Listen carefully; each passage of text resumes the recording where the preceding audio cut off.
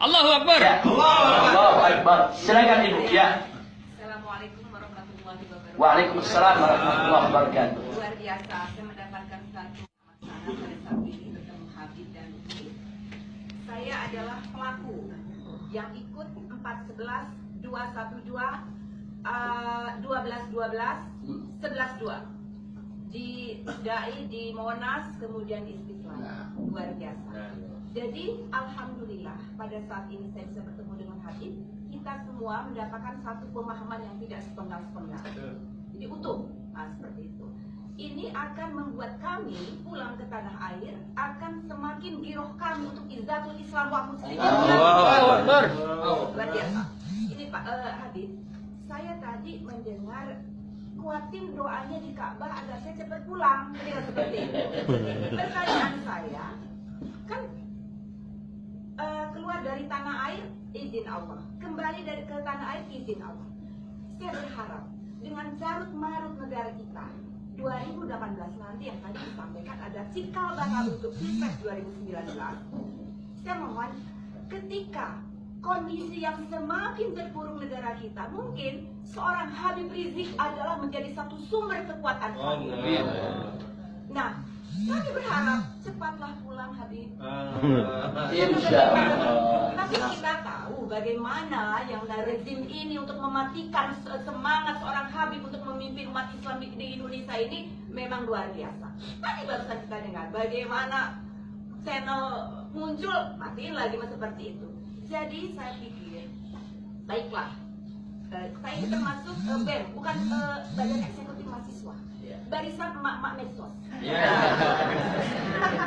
Jadi begini Habib, kita berharap semua, berharap pada tahap 2018 dan 2019 nanti semoga pertolongan Allah datang. Amin. Karena bagaimanapun kita ingin perubahan di Indonesia. Seperti itu. Jadi sekali lagi Umi, Habib, kita doakan dari tanah air semoga Umi di sini sehat-sehat dan tidak lepas membantu perjuangan kami. Dan tidak pada saat kondisi yang pada titik kita membutuhkan Habib, karena bagaimanapun juga pemantik Habib itu buat kami. Insya Allah. Bagaimana seorang Habib dengan luar biasa. Amin. Jadi itu Pak Habib. Jadi saya sekali lagi mohon kita semua istiqomah. Innallaha yuhibbul ladzina yuqatiluna fi sabilihi shaffan ka'annahum bunyanun marsus. Siapapun yang berjalan di jalan Allah merupakan bangunan yang tersusun kokoh. Kita salah satu yang merupakan bisa membangun negara Indonesia itu dalam bangunan yang kokoh, izzatul Islam wa muslimin. Demikian Habib, sehat-sehat ya Habib. Terima kasih banyak Ibu. Jadi sekali lagi kepada semua Bapak dan Ibu saya sampaikan, keluarnya saya dari Indonesia ini sudah melalui suatu proses perjuangan yang sangat luar biasa. Jadi berbagai macam upaya teror, upaya untuk menghalangi dakwah saya, upaya untuk membungkam saya dari sebelum 411 itu sudah berlangsung. Dengan tembakan sniper ke kamar tidur saya, kemudian dengan adanya 2 bom mobil yang diledakkan pada saat saya tabligh akbar di Jawa, serangan-serangan bom molotov juga ke beberapa posko-posko FPI, bahkan sampai-sampai setiap keluar dari rumah saya selalu pesan, saya punya istri, saya keluar belum tentu pulang karena segala sesuatu bisa terjadi di jalan, dan saya selalu pesan dengan saya punya supir, apapun yang terjadi di jalan, kalau ada mobil-mobil tidak dikenal, mepet mobil atau apa, kita bertarung dengan mobil tersebut. Dia yang tergelincir atau kita yang terbalik, itu urusan Allah. Yang penting kita tidak boleh menyerah. Dan kalau kita dihadang, sebelum dia turun, kita mesti turun. Sebelum dia nyerang, kita yang mesti nyerang. Jadi kondisinya sudah seperti itu. Nah, kemudian tidak sampai di situ. Teror, ancaman, kemudian kita punya pesantren juga dikepung, pura-pura latihan, brimob. Sampai setiap habis sholat subuh, ini Umi dengan anak-anak sholat berjamaah yang terdengar dentuman-dentuman senjata. Di tempat yang sebetulnya Pak Dede bukan tempat latihan itu. Iya. Nah, jadi memang itu semua teror, semua teror. Saya hadapi itu semua. Dan saya pesan saya punya istri dan anak-anak dari jauh-jauh hari, kalau terjadi sesuatu yang emergensi, darurat, saya sudah siapkan paspor, saya punya istri, anak, cucu, menantu. Saya bilang segera kalian tinggalkan Indonesia. Jangan pikirkan saya. Kalau saya tangkap di mana saja, jangan mikirin nengokin besuk, nggak usah. Jadi urusan besuk nengok itu urusan belakangan. Yang penting keluarga harus kita selamatkan. Karena kadang-kadang seorang pejuang itu akan menjadi lemah manakala keluarganya disandera. Itu yang tidak boleh lupa. Dan itu saya jaga betul. Nah, tapi memang detik-detik terakhir saya sudah lihat mencium mereka ingin menangkap. Maka itu saya segera keluar dari Indonesia. Sebetulnya sudah beberapa kali mereka ingin menangkap. Tapi selalu gagal, tidak jadi. Dan saya juga tunggu momentum. Kalau momentumnya sudah tepat, kita hanya bicara per detik, akhirnya Allah bisa menyelamatkan saya untuk keluar. Sebab begini Ibu, kalau saya tidak keluar, saya menyerah kepada situasi dan kondisi yang ada. Saya ditangkap, ditaruh di Makobrimob. Kemudian katakanlah 1 minggu tidak boleh ketemu keluarga, 1 minggu tidak boleh ketemu pengacara. Enggak, saya yakin mereka nggak bakal berani untuk menganiaya saya. Saya udah 3 kali di penjara, saya tahu betul prosedur penjara itu bagaimana. Tapi yang jadi persoalan, kalau saya sudah ditangkap, dikurung di Makobrimob, kemudian pengacara nggak boleh ketemu, keluarga nggak boleh ketemu 1 minggu aja. Nah setelah itu pihak yang berwenang dari rezim setiap hari tampil di TV cukup mengatakan, kami sudah periksa Habib Rizik dalam keadaan sehat, dan Habib Rizik kooperatif, Habib Rizik sudah memberikan keterangan, dan Habib Rizik sudah mengakui kesalahannya, dan Habib Rizik menyesal, serta Habib Rizik sudah minta maaf. Mau bilang apa Ibu? Hancur itu semua. Dan saya nggak bisa jawab. Pengacara saya juga nggak bisa jawab, orang nggak pernah ketemu. Nah ini bisa terjadi, itu yang saya tidak mau terjadi. Itu yang saya tidak mau terjadi. Kalau itu terjadi, hancur kita punya perjuangan.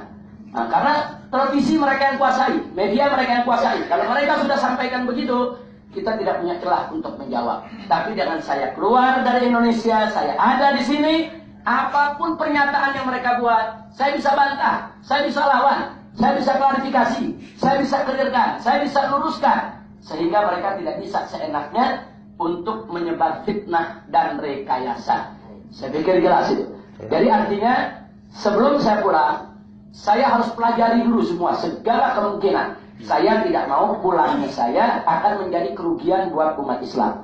Kalau sayanya yang rugi, saya di penjara, saya yang dibunuh, bagi saya tidak ada masalah. Tapi saya tidak mau perjuangan umat yang menjadi dirugikan. Supaya Bapak Ibu tahu, pasca 212,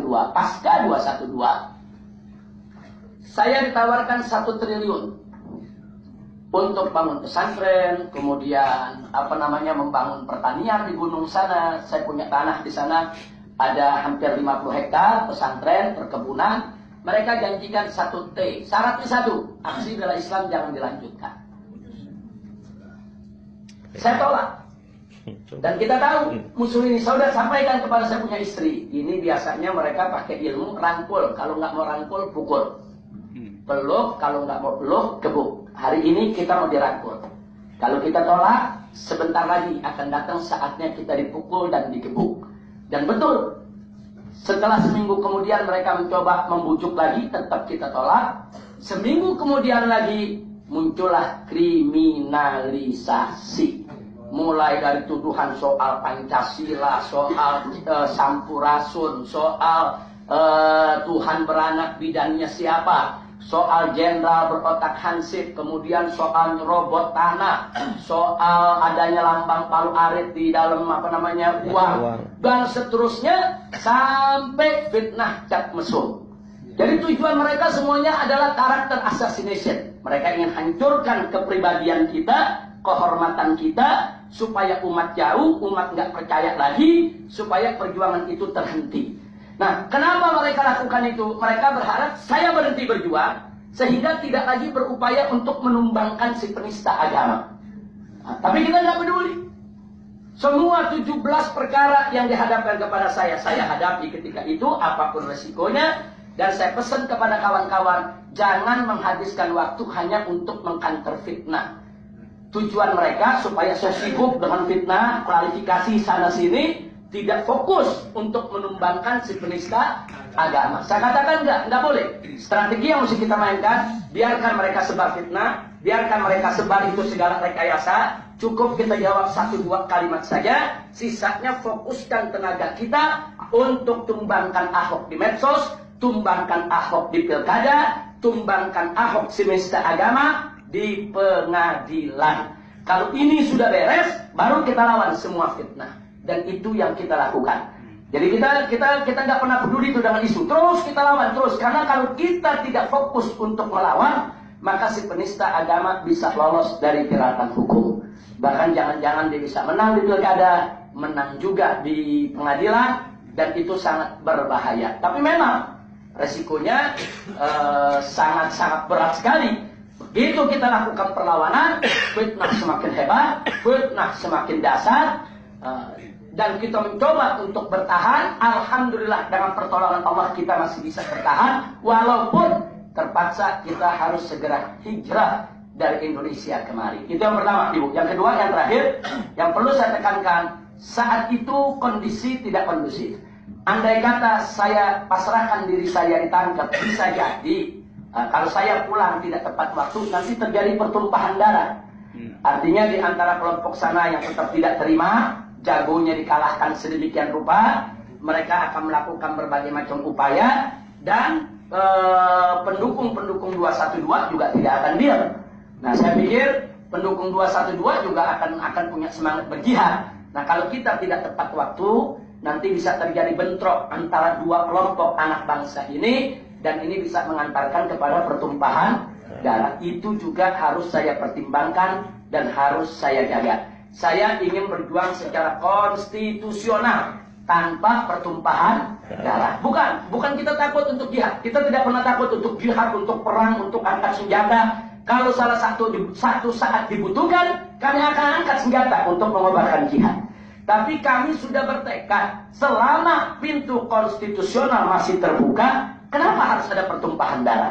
Selama pintu dialog dan musyawarah masih terbuka, kenapa kita harus mengorbankan anak bangsa? Jadi jangan sekali-kali berpikir untuk menumpahkan darah, memecah belah daripada persatuan bangsa kita selama jalan konstitusional masih terbuka lebar. Walaupun resikonya saya harus hijrah, saya harus ada di luar negeri, tapi toh walaupun saya ada di luar negeri, suara saya tetap hadir di Indonesia. Gerakan saya tetap hadir di Indonesia. Semangat saya tetap hadir di Indonesia. Dan itu akan kita upayakan agar ruh 212 tidak padam. Insya Allah. Sebagai penutup, satu lagi Ibu silakan. Jadi dari Bapak 2, Ibu 2. Silakan. Waalaikumsalam warahmatullahi wabarakatuh. Saya berarti salah satu notaris Muslim Indonesia. Iya.